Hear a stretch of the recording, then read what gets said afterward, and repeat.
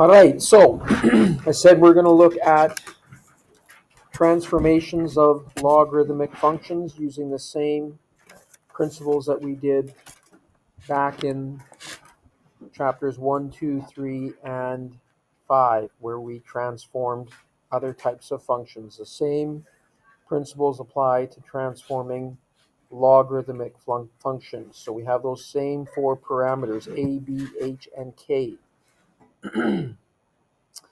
That will transform log base c of x. So notice that the c is the base. That has nothing to do with transformations. All logarithms have bases.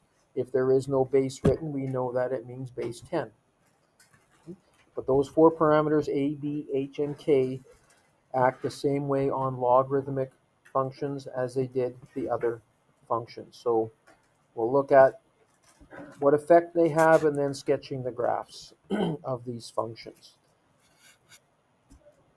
Sketching the graph of transformation of y equals log base c of x, where c is greater than 1. And we're going to learn why that is true a little bit later. All right, so like before, we'll start with the base graph, and then we'll apply the transformations to that base graph, remembering that we have to do our stretching and reflecting first. So we deal with our a and b parameters first. A causes a vertical stretch by a factor of a. So all the y values are multiplied by a. B causes a horizontal stretch. Remember that stretch factor is the reciprocal of b. So all the x values are divided by b or multiplied by 1 over b. H shifts the graph left and right. But remember that the general equation has x minus h in it. So if the value of h is positive, the equation stays x minus, but that means that the graph goes to the right because h is positive. If it says x plus something inside the bracket, that means that h was negative and the graph goes to the left. And k shifts the graph up and down. Right, so those are those four parameters. Before we get there, I mentioned this change of base identity a couple days ago. This first question says evaluate log base 5 of 25. So remember, if you want to know what that equals, you can set it equal to x. And then you can convert from logarithmic to exponential. Start with the base and cycle through. Remember, the base of the log is the same as the base in exponential form. Base is 5. After the 5 comes the x. After the x comes the 25. So this means 5 to what power is 25, which obviously we know the answer is 2. So that's the value of log base 5 of 25. Its value is 2. It means 5 to what power is 25. And then if you take your calculator, you could do it that way as well if you have a newer operating system. Alpha window for F2, number 5 in this list is log with a different base. And we're doing log base 5 of 25. Calculator gives you the answer. But then it says, what is log of 25 divided by log of 5? There is no base written there, which means they're common logs, base 10. Our calculator is programmed to evaluate common logs. Just make sure you close the bracket after the 25, and then go divided by log 5. Gives us the same answer. Okay, so we're seeing here that these two give us the same answer. Log base 5 of 25 is the same as log 25 divided by log 5. And the same thing with this next one. If we want to evaluate log base 3 of 243, we can use our calculator to do that. Again, using that log function, if you have it. Log base 3 of 243. Your other option is to make it equal to x, turn it to exponential, and solve the exponential equation. Log base 3 of 243 really means 3 to what power is 243. That's what it means. And you could do some trial and error to get the answer to be 5, or put it in the calculator like we did here. get 5. And if you went log of 243 divided by log 3, again, those are common logs because there's no base indicated, which means we can just use the log button. Make sure you close the bracket after the 243, so it only takes a log of 243, and then divide by log 3.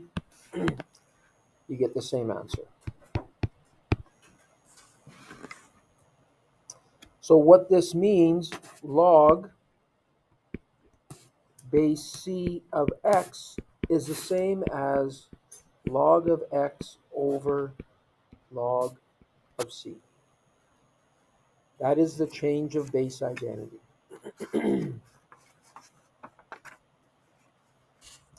So that's what we're seeing. Part C says write log 2, base 2 of 64 in a form that can be evaluated using a calculator. While using the change of base identity, it would be log 64 over log 2. Any scientific calculator has a log button on it, and it evaluates common logs. Right? So again, this is that change of base identity. Log base b of c. Now notice what they've done here.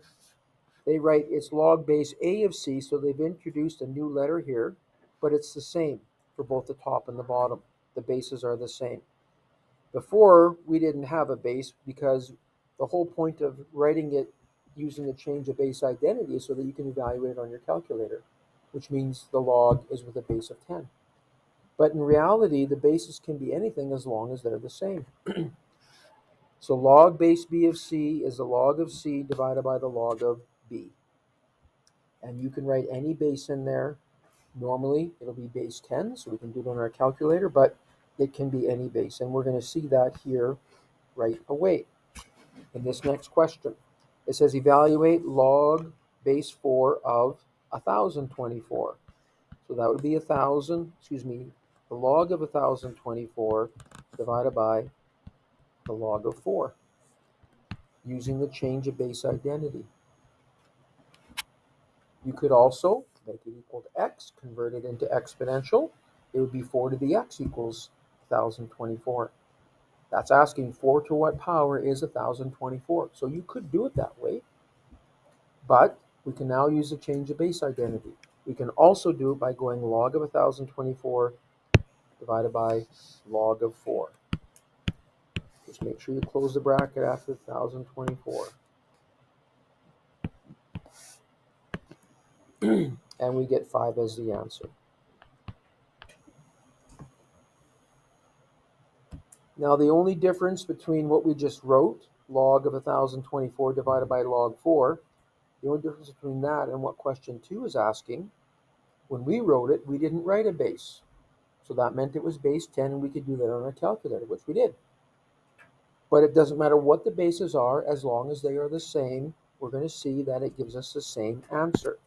So first, log base 2 of 1024 is log of 1024 divided by log 2.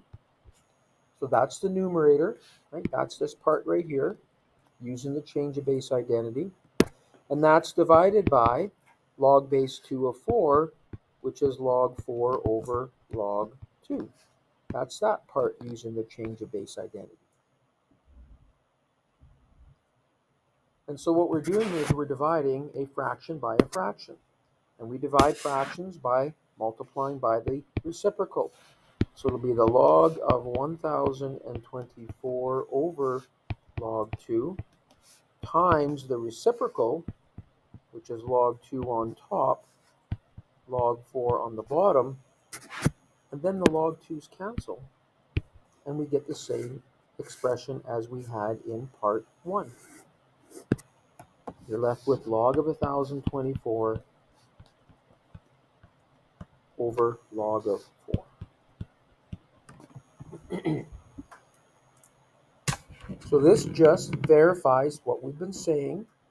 When you use a change of base identity, so you'll have a log of something divided by the log of something else, you can write whatever base you want there as long as it's the same. Normally, it'll be base 10. The whole point of using the change of base identity so that you can evaluate it on your calculator. Not all calculators have that log function on them, but this gives you a way to do it without that log function. So most of the time it'll be base 10, but in reality it doesn't matter what the base is as long as it's the same, which we just did in part 2 of this question. Okay? So we can now evaluate these logs, and in some cases you're going to get an irrational number, so we're going to have to round it in some cases. Right? It says to the nearest hundredth by changing the base. So that means using the change of base identity. Log base 5 of 221 is log of 221 over log of 5.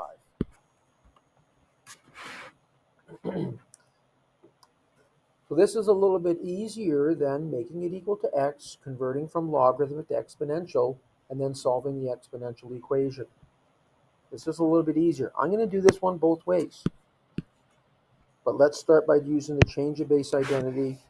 It's the log of 221, close the bracket, divided by the log of 5. 3.35 is the approximate answer.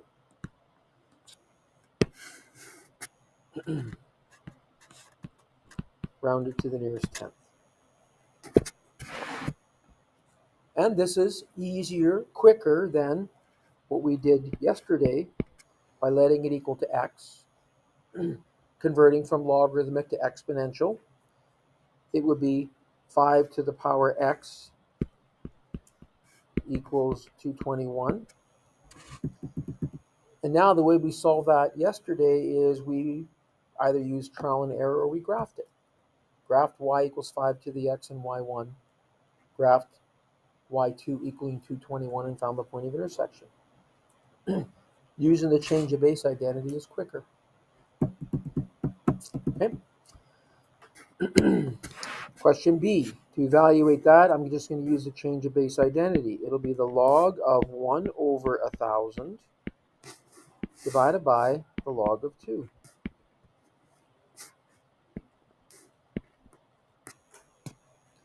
Which we can do on our calculator. The log of 1 divided by 1,000, close the bracket, divided by log of 2. Negative 9.97 if we round to the nearest hundredth.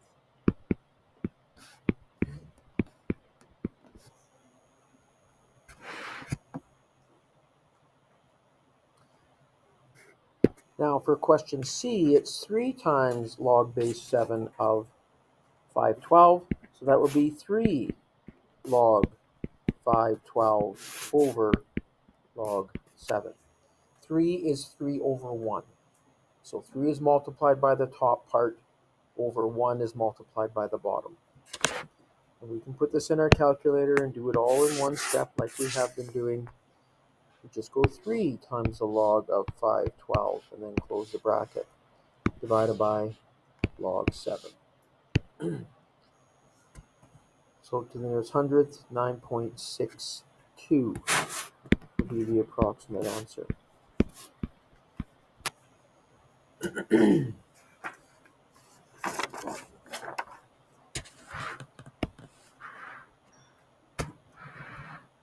This next example asks us to convert log base 6 to 16 to a base of 3, something with a base of 3. So we just finished saying, when we use a change of base identity, normally we don't write any base. Normally it's base 10, so we can evaluate it on our calculator. But in reality, it doesn't matter what the base is as long as the bases are the same. So this would be log base 3 of 216 all over log base 3 of 6. Normally it would just be log of 216 over log 6, so we can evaluate in our calculator. Those are common logs, meaning that both the bases are 10. But again, it doesn't matter what the bases are as long as they're the same. So question B, to write that with a base of 5, it'll be the log base 5 of 300 over log base 5 of 10. That one is a common log. There's no base indicated, which means it is base 10.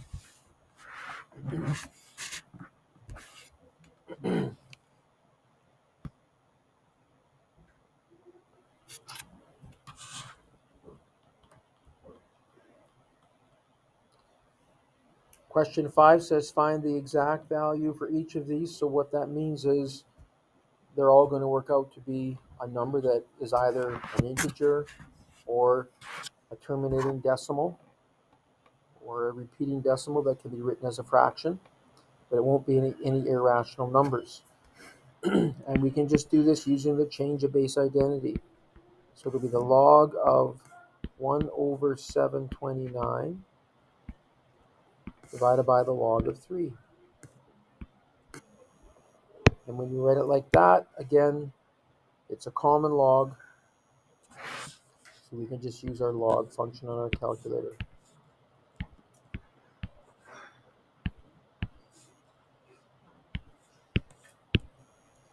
And we get an answer of -6.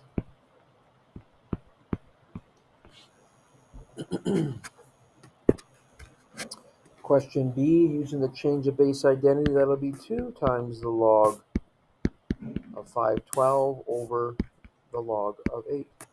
That 2 is 2 over 1, so it's 2 times the top, which is the log of 512, divided by 1 times the bottom, 1 times the log of 8.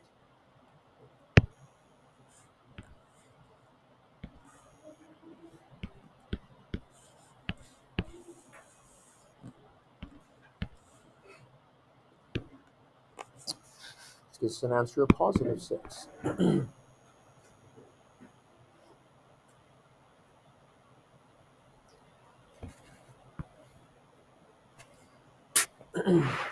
Question C, that negative means -1 times.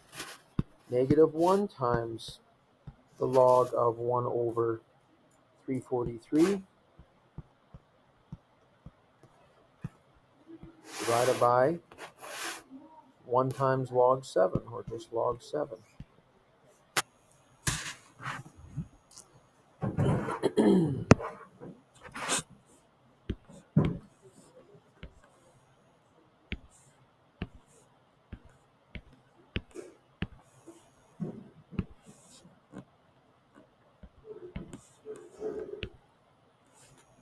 So that gives us an answer of +3.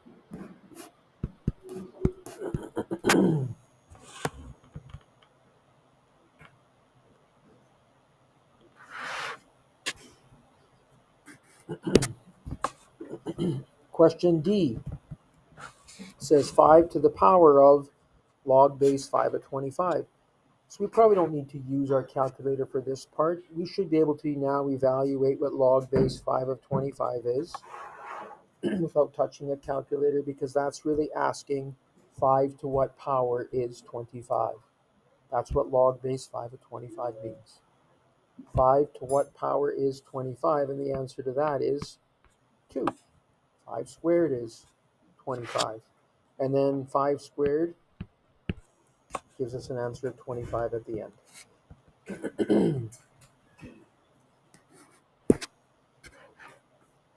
Question E, again using the change of base identity, that would be log base 2 of, not base 2, it's going to be base 10. So we can use our calculator. So it'll be the log of the root of 1,024 divided by log 2. Using the change of base identity. So the log of the root of 1 over 1,024, close the bracket, divided by the log of 2.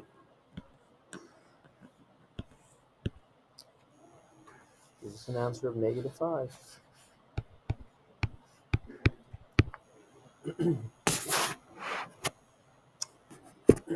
And for question F, using the change of base identity, it would be the log of 49 to the -5 over the log of 7.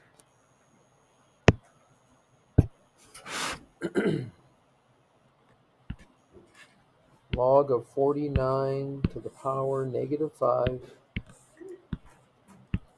close the bracket, divided by log of 7,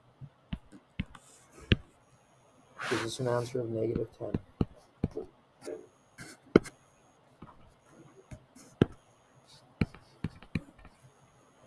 So we did all of these using the change of base identity, but we also could have gone back and done them the way we did them yesterday. Let's look at question F and do it the way we did it yesterday, and you're just going to see how much faster the change of base identity is. So if we did it the way we did it yesterday, we want to know the value of log base 7 of 49 to the negative 5. We take log base 7 of 49 to the negative 5 and set it equal to x. What is it equal? Well, let's let it equal x, and now we'll solve for x. We'll do that by changing from logarithmic to exponential by starting with the base and cycling through. A log has a base of 7, so when you write it as an exponential function, it'll be base 7. Cycling through tells us the order the other pieces are written, and after the 7 comes the x. It's a base of 7, so it's got to have an exponent. That exponent is the next thing that's written, which is the x, equals 49 to the negative 5. And now we can solve this exponential equation by making the bases the same. 49 is 7 squared. The 49 is raised to the negative 5, so the 7 squared would be as well. And on the right, when you multiply the exponents, 2 times negative 5 is negative 10. You have an exponential equation here. The bases are equal, so the exponents will be equal as well. So we get the same answer, negative 10. Just a lot quicker by using the change of base identity. Okay? So now let's look at transformations of logarithmic functions. Use transformations to sketch the graph of y equals log base 3 of x plus 9 plus 2. This is a transformation of log base 3 of x. That's what this is. A transformation of y equals log base 3 of x. So let's start with that. This is going to be our base graph. We're going to come up with a table of values for this function.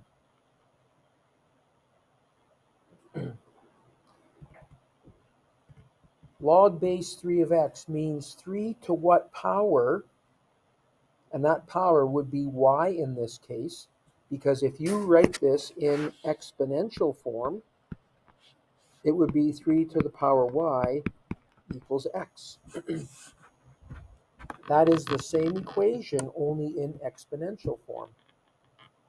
And when you write it like this, it makes it much easier to come up with a table of values. When y is negative 2, 3 to the negative 2 is 1 over 3 squared, or 1/9. When y is negative 1, 3 to the negative 1 is 1 over 3. When y is 0, 3 to the 0 is 1. When y is 1, 3 to the 1 is 3. And when y is 2, 3 squared is 9. So by converting it from logarithmic to exponential, it makes it fairly easy to come up with a table of values, only we just started with y values instead of x values because of what the equation looks like. So we've got the point 1/9, comma, negative 2. We've got the point 1/3, negative 1. 1, comma, 0. 3, comma, 1. And 9, comma, 2.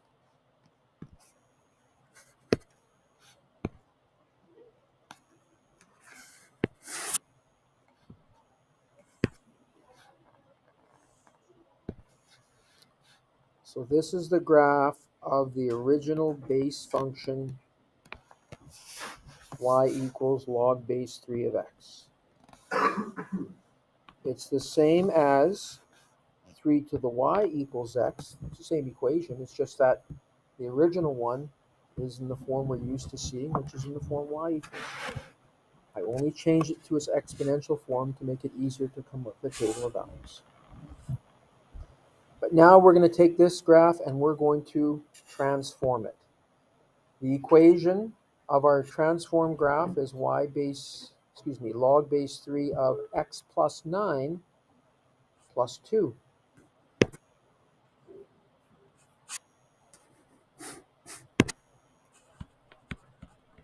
So for y equals log base 3 of x plus 9 plus 2, we have an h value of negative 9, which means the graph is going to shift 9 left. And we have a k value of plus 2, which means it's going to shift 2 up.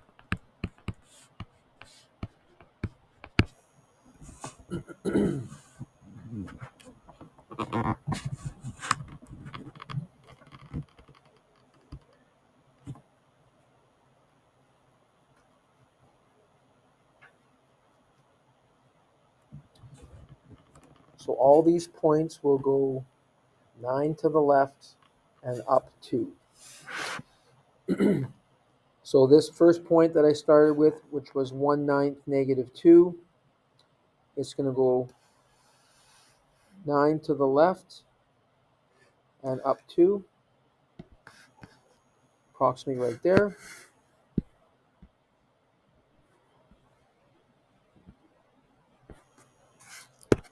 The next point we have is 1/3 negative 1. We'll go 9 to the left and up 2. The next point we have 1, 0. We'll go 9 to the left and up 2.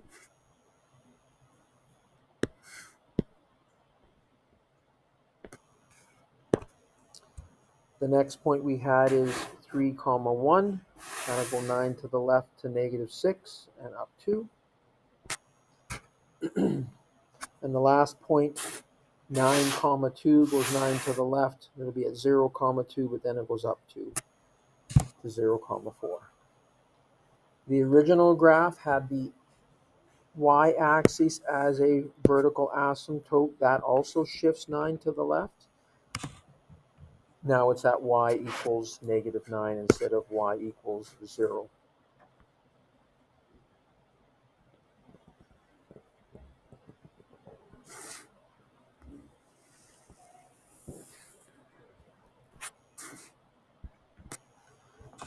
So there's the graph of the transform function.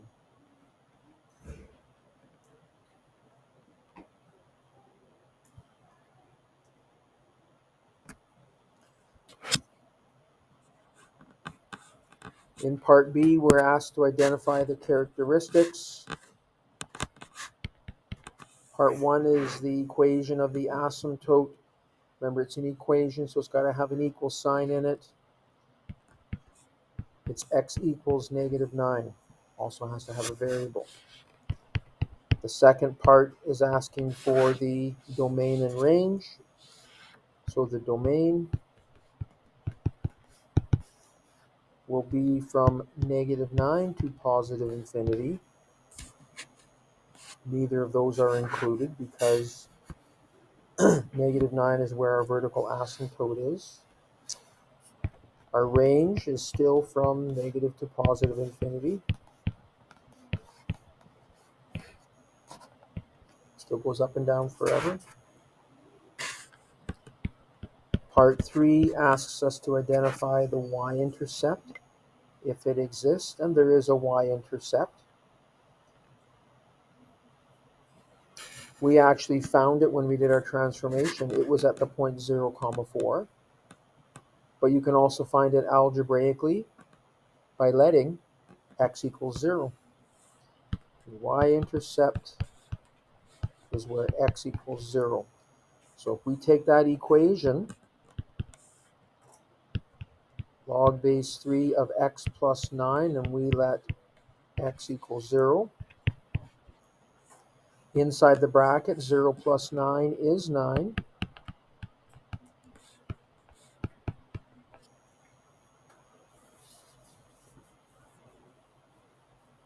With a chance.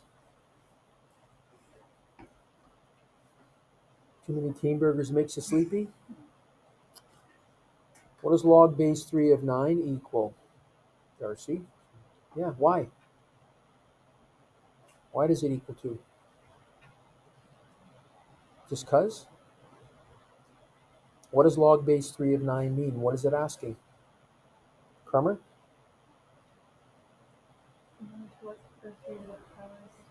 3 to what power equals 9?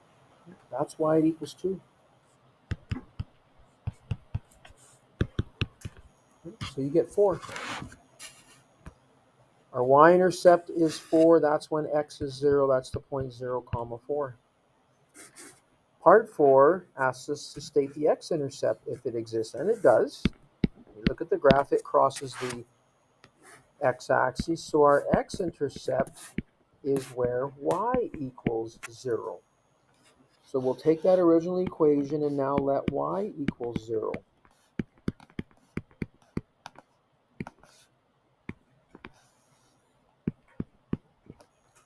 So log base 3 of x plus 9 plus 2 is our original equation. To find the x-intercept, we let y equals 0. So now we're going to solve for x. The first thing I would do here is I would subtract the 2 from both sides. So on the left, I'll get negative 2 equals log base 3 of x plus 9. And I need to solve for x. So what I would do is I would convert from logarithmic to exponential. I'd start with the base and cycle through. Remember that in either form, the bases are the same. The log has a base of 3, so when I write this in an exponential, the exponential will have a base of 3. After the base comes the exponent, and when we cycle through, after the 3 comes the negative 2, so that's the exponent, and that equals the last part, the x plus 9. 3 to the negative 2 is 1 over 3 squared, or 1/9, and then you're going to subtract that 9 from both sides to get x by itself. So that's going to be negative 8 and 1/9.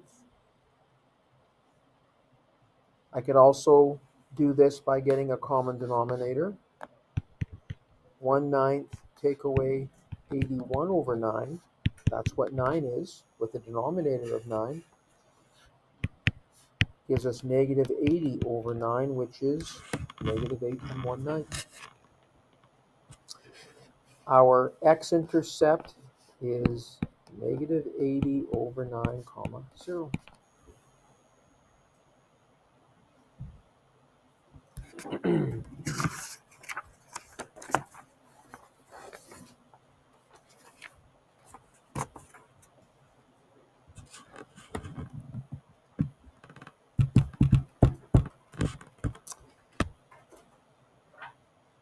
Oh, I forgot the mapping notation.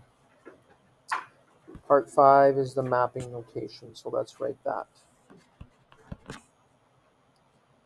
So we went 9 to the left and up 2. So x comma y maps into x minus 9 comma y plus 2. There's our mapping notation.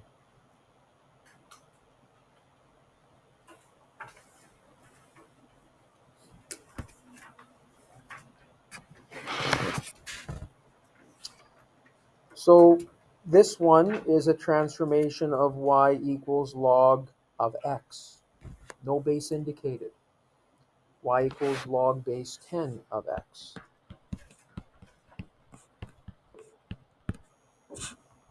So we're going to start with our base graph. And to make it easier to get a table of values, I'm going to convert from logarithmic to exponential by starting with the base and cycling through. That'll be 10 to the y equals x. So to do a table of values here, like we did in the last one, it's just easier to start with y values. When y is -1, 10 to the -1 is 1 over 10 to the +1, or 1/10. When y is 0, anything to the power 0 is 1. When y is 1, 10 to the 1 is 10. And I really don't have room for any other points on here, because if I let y equal 2, 10 squared is 100, well, my x values don't go up that high. That's okay. I mean, we know what the shape of a logarithmic function looks like. Unless it's been transformed, the y-axis is an asymptote. So I've got the point 1/10 comma -1. I've got the point 1 comma 0. I've got the point 10 comma 1. Because the base is 10, you see what happens here is that the graph is just flatter than the previous one. There's our base graph.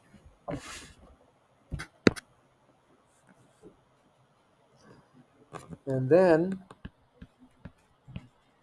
for y equals log of x minus 10 minus 1, we have an h value of +10, which is going to shift the graph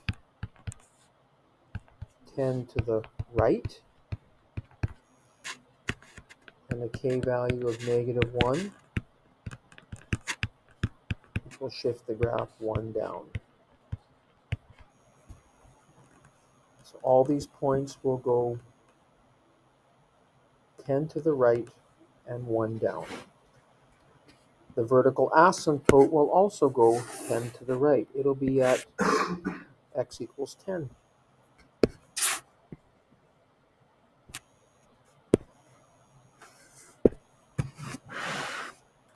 So this point, which was the point 1/10 comma -1, will go 10 to the right to 10 and 1/10 and down 1.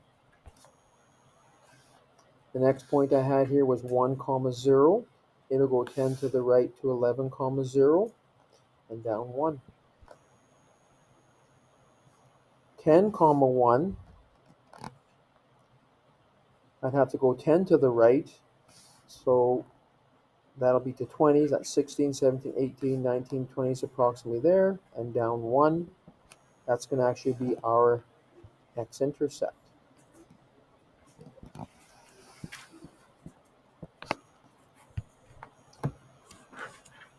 So there's the graph of the transform function.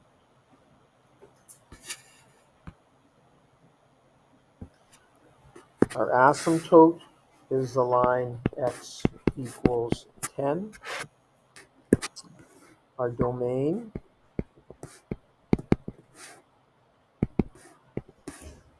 goes from 10 to +infinity. Neither are included. The range doesn't change. Still goes up and down forever.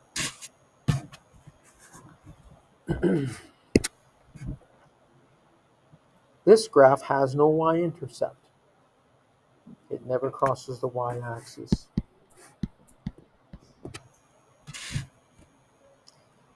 And if we tried to do that algebraically, the y-intercept is where x equals 0. You'd have the log of 0 minus 10 or the log of -10. You cannot take the log of a negative number. We saw that. If you try it on your calculator, the log of -10, you get an error. You cannot take the log of a negative number. Now, the reason for that, if we have log base 10 of x,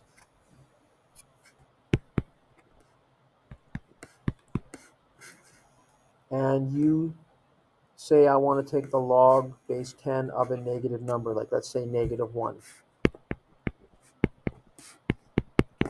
This is asking 10 to what power equals -1. No matter what you raise 10 to, it's always going to be a positive value.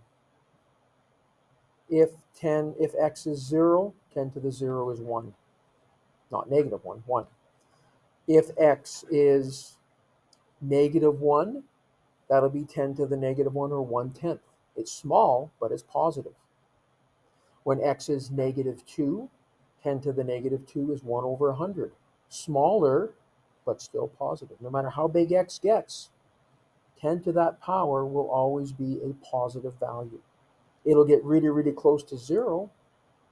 As x gets smaller, 10 to the x will get smaller and smaller and smaller, but it'll always be a positive value. Never 0, never negative. So that's why you cannot take the log of a negative number, because what a log means. But there is an x-intercept. We did find it, I think, at 20, 0. We can do it algebraically because you're not always going to get it from the table of values that you choose to work with. So for the x-intercept, again, it's always where y equals 0. So it's where y equals 0. Instead of y equals log of x minus 10 minus 1, it'll be 0 equals log of x minus 10 minus 1. So I'll add 1 to both sides. And then to evaluate this, I will convert from logarithmic to exponential. This log has no base indicated, which means it's a common log, base 10.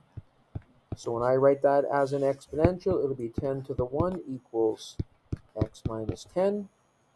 10 to the 1 is 10, and when you add the 10 to both sides from the right, you get your answer of 20. Our x-intercept is at the point 20, 0.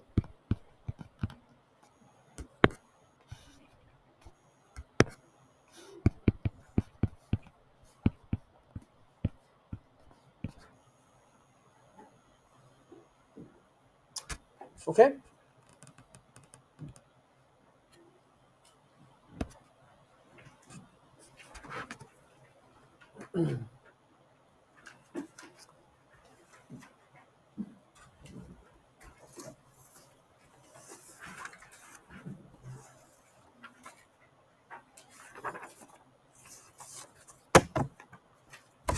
All right, so for this next one, there's something that we need to do, something that we did before. Remember that the b and the x minus h must be separated by a bracket, and that's not the case here. We need to get it into that form by taking out a common factor of 2 out of the 2x plus 6.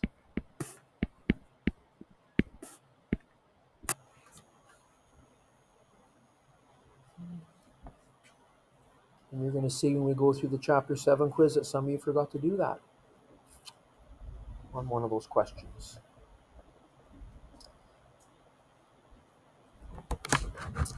In order to know the true value of h, the horizontal shift b in the x minus h must be taken out as a common factor.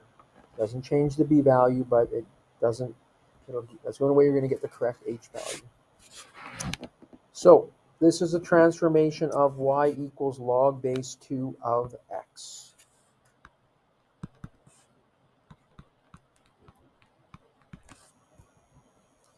So if I want to get a table of values for this function, I'm going to convert from logarithmic to exponential by starting with the base and cycling through.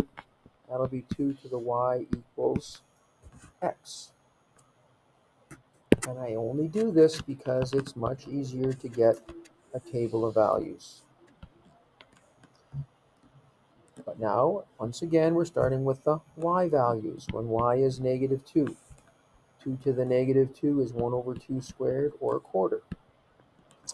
When y is negative 1, 2 to the negative 1 is 1 over 2 to the 1, or a half. When y is 0, 2 to the 0 is 1. When y is 1, 2 to the 1 is 2. When y is 2, 2 squared is 4. So we know what the graph is going to kind of look like. We're going to see that the base of 2 now, instead of the base at 10 that we saw for the last one, it just changes how flat the graph is. base 10 was quite flat. We're going to see this one isn't quite as flat. We've got the 0.1/4 -2. We've got the 0.1/2 -1, 1, 0, 2, 1, and 4, 2. Not as flat as the last one because the base isn't as big as the last one.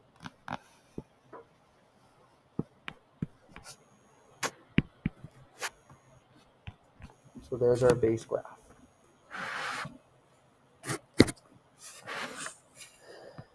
And now, the y equals negative log base 2 of 2 bracket x plus 3. We have an a value of -1, which means this graph is going to reflect over the x-axis.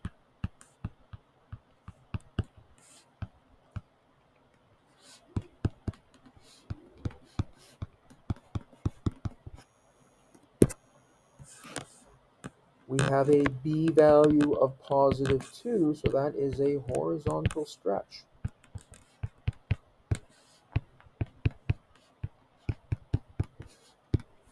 By a half.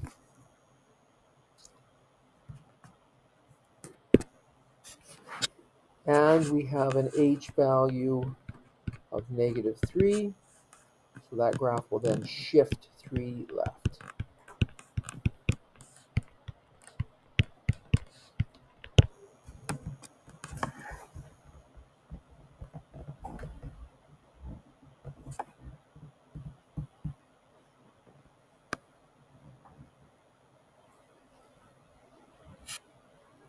So in this case, to get our graph, I'm going to set up tables of values, the original one, and then each transformation, what are our new points.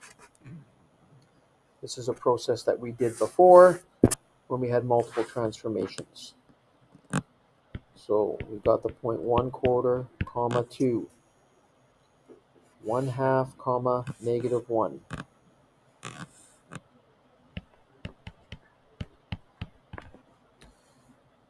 1, 0, 2, 1, and 4, 2.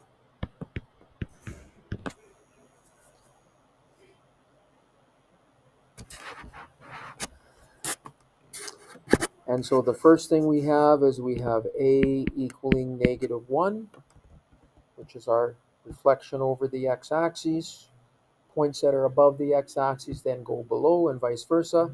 And that's done by multiplying all the y values by -1.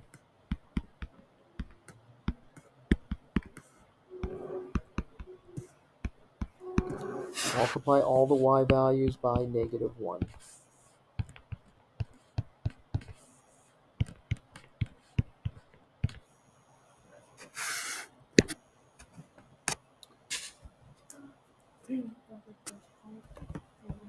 Oh, yeah, thank you.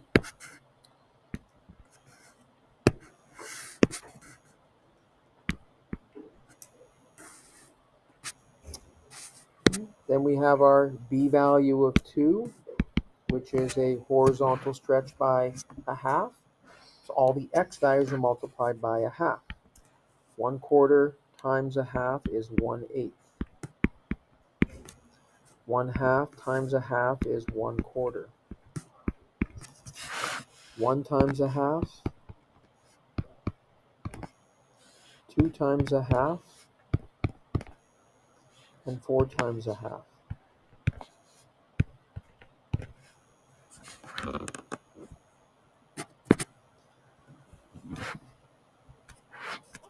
So all the x values get multiplied by a half.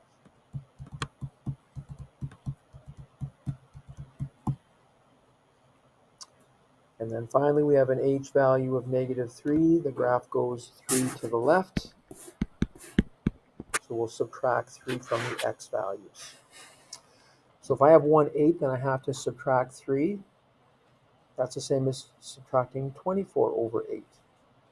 1 minus 24 is -23 over 8.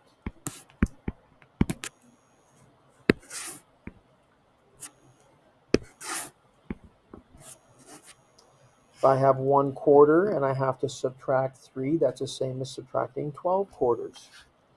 So 1/4 take away 12 quarters is negative 11 quarters. If I have a half and I have to subtract 3, that's the same as subtracting 6 halves. 1 take away 6 is negative 5 halves. 1 take away 3 is negative 2. And 2 take away 3 is negative 1. So there's our new points.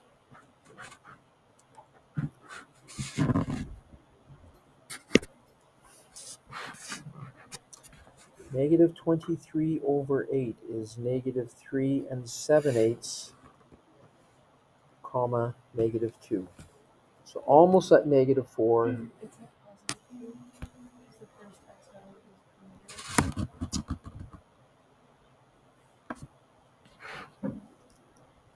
The 2? Yeah, like in the blue.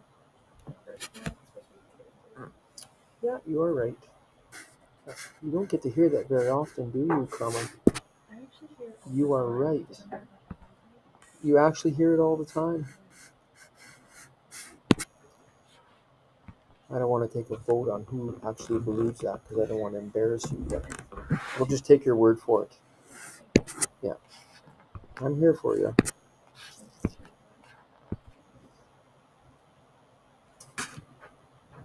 Okay. So negative 23 over 8, again, was negative 3 7/8, almost negative 4, comma, positive 2. The next point, negative 11 quarters. That's negative 2 3/4, comma, 1.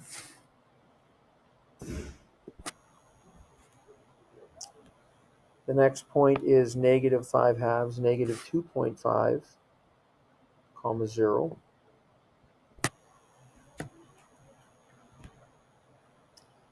Negative 2, negative 1. And negative 1, negative 2.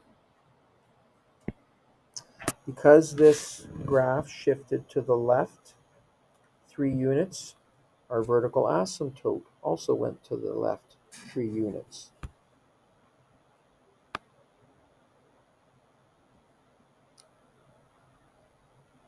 I got a 1 point in the wrong spot here.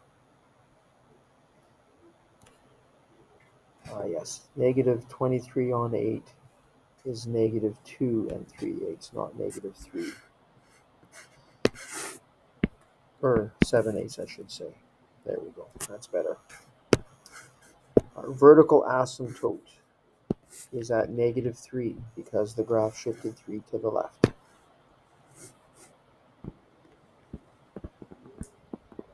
But before it did that, it reflected over the x-axis and also was horizontally stretched.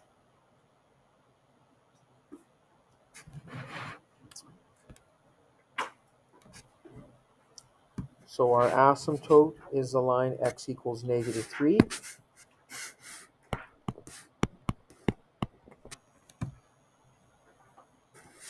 Our domain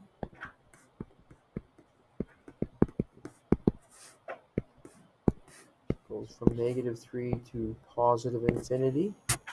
Again, neither of those are included, which is why we have the round brackets.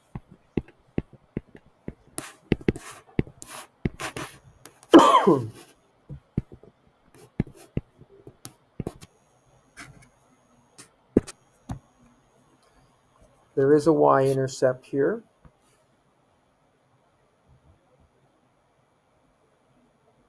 And it's where x is 0.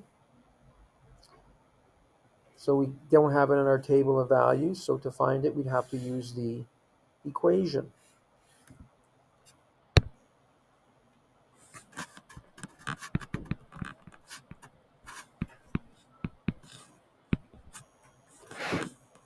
So it's y equals negative log base 2 of 2 bracket 0 plus 3. or negative log base 2 of 6. And so log base 2 of 6 is asking 2 to what power is 6? That's going to be a decimal. You can use our calculator to find that. I'm going to use the log function in the calculator.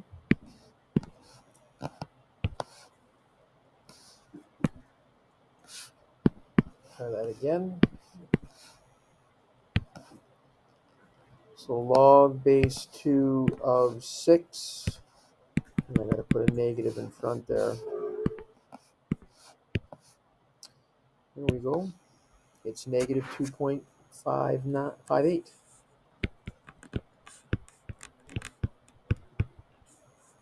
Approximately. Now you could write that as an exact value by writing it as a log. It'd be the 0.0 comma negative log base 2 of 6. That would be an exact value. As a decimal, we rounded it to 2 decimal places. Our x-intercept, is on our table of values. It's where y is 0.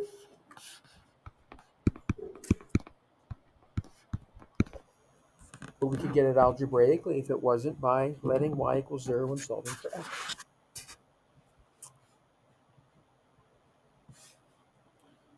Okay?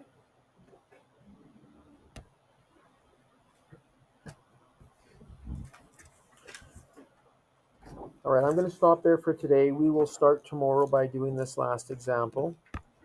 Give you a chance to kind of absorb what we have looked at today.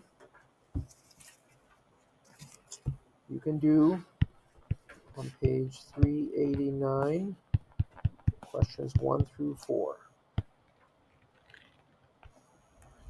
I will post those solutions to Google Classroom so you can check your answers. But you should do the practice.